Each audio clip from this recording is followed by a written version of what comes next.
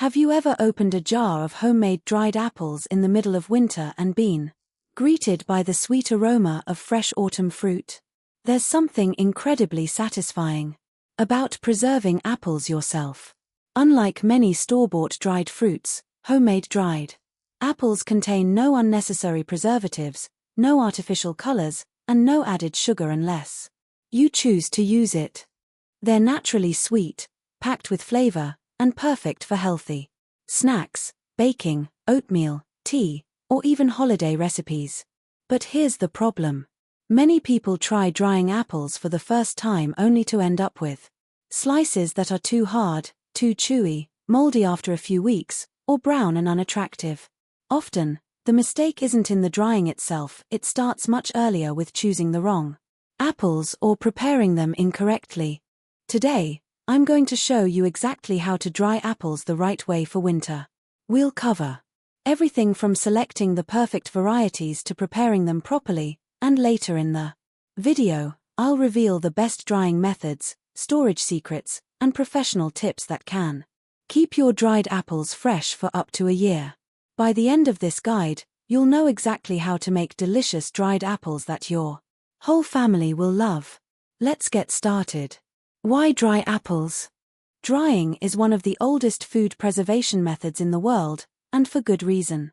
When apples are dried correctly, most of the water is removed while much of the natural flavor, fiber, minerals, and nutrients remain. Without excess moisture, bacteria and mold have a much harder time growing, allowing the apples to last for months without refrigeration. Drying also concentrates the natural sugars already present in the fruit. That's why dried apples taste much sweeter than fresh ones even though you haven't added any sugar at all. Another advantage is convenience. Fresh apples eventually soften, bruise, or spoil. Properly dried apples are lightweight, easy to store, and ready whenever you need a healthy snack. If your apple tree produces more fruit than your family can eat, drying may be the simplest and most economical way to preserve your harvest. Choosing the best apples. Many beginners assume that any apple can be dried. Technically, that's true. But not every apple produces the same results. The best drying apples are firm, flavorful, and naturally sweet with a slight balance of acidity. Excellent choices include Honeycrisp, Gala, Fuji, Pink Lady, Golden Delicious, Jonagold, Braeburn, Empire, and Granny Smith if you enjoy a tangier flavor. Sweeter apples become almost candy-like after drying. Tart apples develop a rich, intense flavor that works beautifully in pies and baked desserts. Avoid apples that are overripe. Soft apples contain more damaged tissue, making them harder to slice evenly and more likely to dry inconsistently. Likewise, avoid bruised fruit whenever possible. Small bruises can be trimmed away, but heavily damaged apples may spoil faster during storage. Remember, better apples always produce better dried fruit. Should you peel the apples? This is one of the most common questions. The answer depends entirely on your preference. Leaving the peel on offers several advantages. The skin contains extra fiber and nutrients, adds a pleasant texture, and helps slices hold together better during drying. Peeling creates a softer finished product with a smoother texture that many children prefer. If your apples are homegrown and clean, leaving the peel on is an excellent choice. If you're using store-bought apples, wash them thoroughly under running water before slicing. You can also gently scrub the surface with a produce brush to remove dirt and any wax. Coating. Remove the core. While apple cores aren't dangerous during drying, they become extremely hard and unpleasant to eat afterward. Using an apple corer speeds up the process dramatically. If you don't have one, simply cut the apple into quarters and slice away the core with a knife. Removing seeds is also recommended. Apple seeds contain naturally occurring compounds that are not intended for consumption in large quantities, so it's best to discard them. Slice thickness matters. This single step affects nearly everything about the final product. Slices that are too thick remain moist inside long after the outside appears dry. Slices that are too thin can become brittle and overly crisp. A thickness of about 1/4 inch or roughly 6 mm is ideal for most drying. Methods. Uniform slices are even more important than exact thickness. If some slices are thick while others are thin, the smaller pieces may become over-dried before the larger ones are finished. A mandolin slicer can make this process much faster and ensures every slice is nearly identical.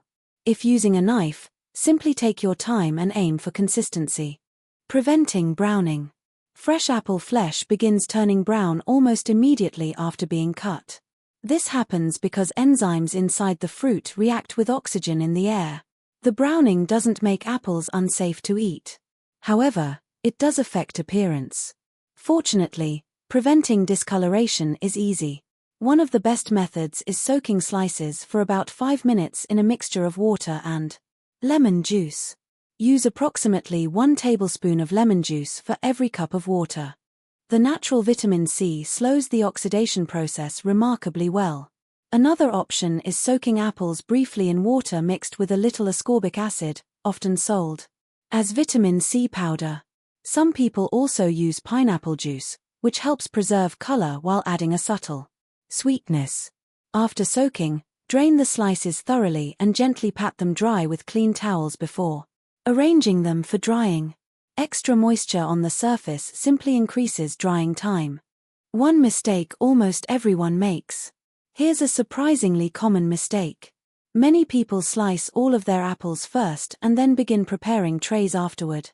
Meanwhile, the earliest slices sit exposed to air for 20 or 30 minutes, becoming increasingly brown. Instead, work in small batches. Slice 1 or 2 apples. Treat them against browning. Arrange them immediately. Then continue with the next apples. This simple habit produces noticeably brighter dried fruit. Another mistake is overcrowding the drying trays. The slices should never overlap. Each piece needs room for warm air to circulate.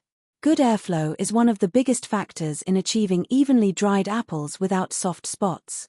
Now that your apples are washed, sliced, and treated to prevent browning, it's time for the most important step, drying them correctly. This is where many people accidentally ruin an otherwise perfect batch.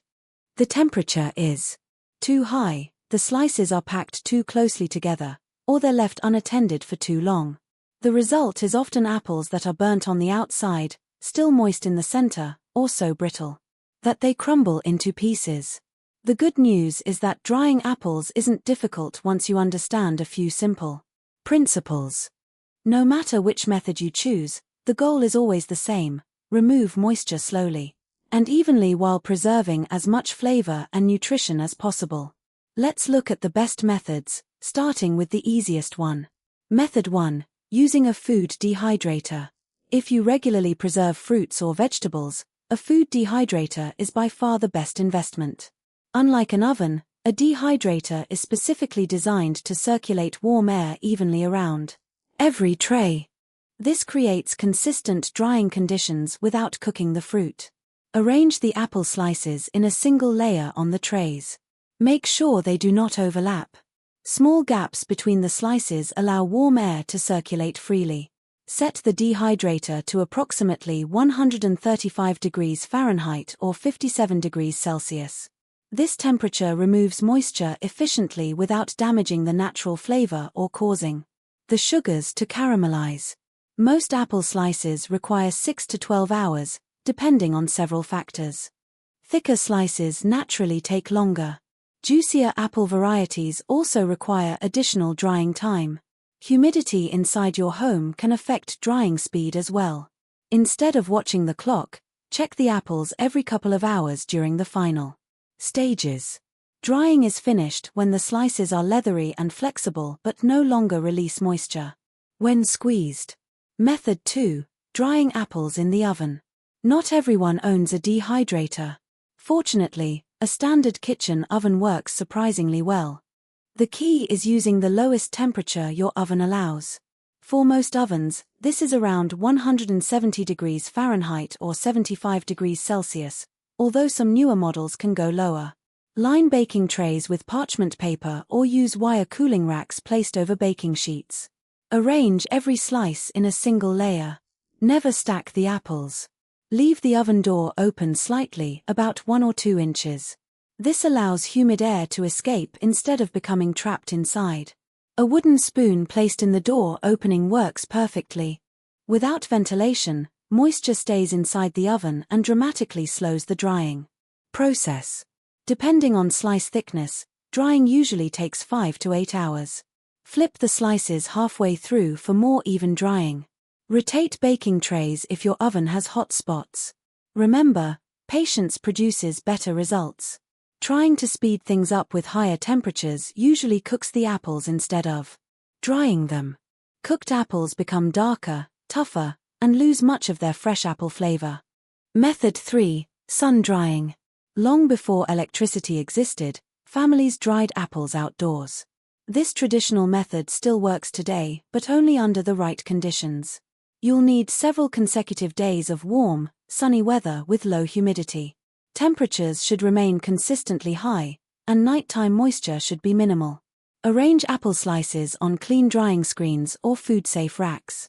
Cover them with fine mesh or cheesecloth to protect them from insects while still allowing airflow.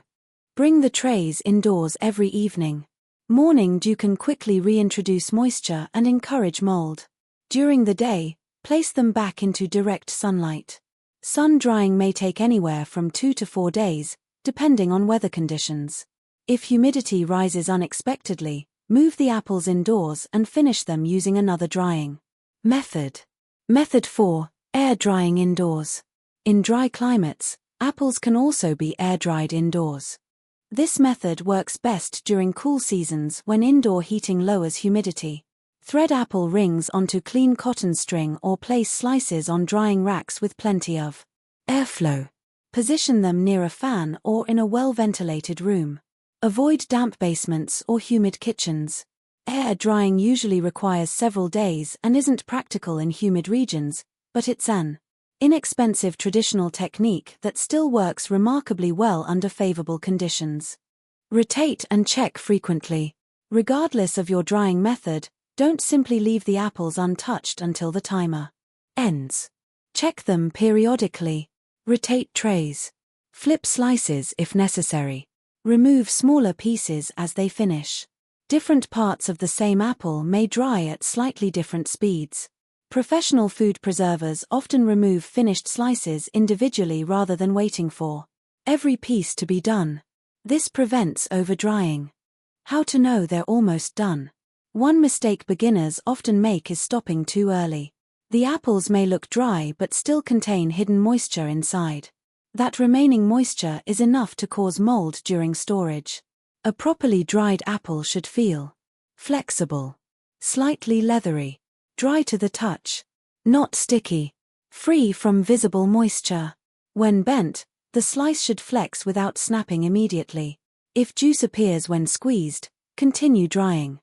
If the center feels cool or damp, it's not finished yet. Avoid over-drying. Believe it or not, apples can become too dry. Extremely brittle apples lose much of their pleasant chewy texture. They also tend to crumble during storage. If you're planning to snack on them directly, leave a slight amount of flexibility. If you intend to grind them into apple powder later, slightly drier slices are perfectly acceptable. Don't rush cooling. Once drying is complete, resist the temptation to pack everything immediately. Freshly dried apples are still warm. Warm fruit placed directly into storage containers creates condensation as it cools. That tiny amount of trapped moisture can shorten shelf life dramatically. Instead, spread the apples out on clean trays or cooling racks. Allow them to cool completely at room temperature for at least 30 to 60 minutes before moving on to storage. This simple step is often overlooked but makes a significant difference in long-term preservation. Congratulations! Your apples are now perfectly dried.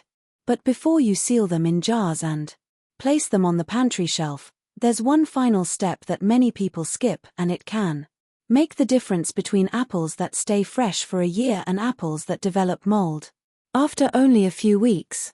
Let's make sure all your hard work pays off. Condition the apples before long-term storage. Professional food preservers use a simple process called conditioning. Even when all the slices seem equally dry, some pieces may still contain slightly more moisture than others. Conditioning helps redistribute any remaining moisture evenly throughout the entire batch. Place the cooled apple slices into clean, dry glass jars, filling each jar about 2/3 full. Seal the jars with tight-fitting lids.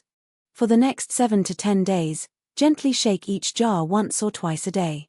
As you do this, inspect the apples carefully. If you notice any condensation inside the jar, the apples are not dry enough. Simply remove them and return them to the dehydrator or oven for another hour or two before repeating the conditioning process. If no moisture appears after a week, your apples are ready for long-term storage. The best containers for storage.